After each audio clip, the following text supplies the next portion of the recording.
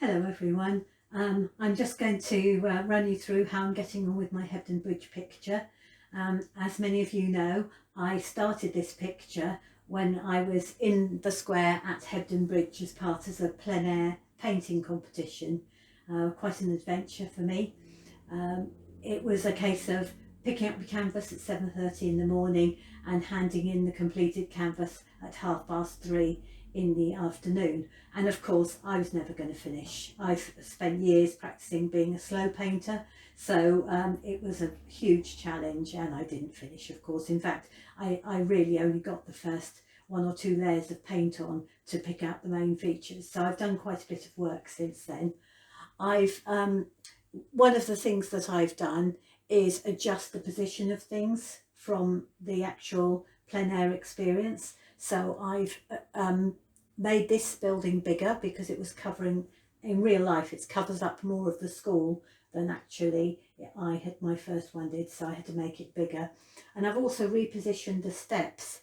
They were much more at an oblique angle, and that meant that you didn't really get that sense of perspective in the curviness of the steps.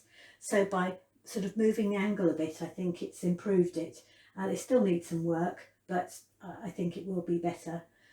I'm pleased with some aspects of the picture. I quite like the informality of this group here having a drink on the terrace at the back, and I will try and keep that sort of loose sketching style in the original in the picture when it's finished. There are lots of things missing from this picture. I've got three shadowy birds here.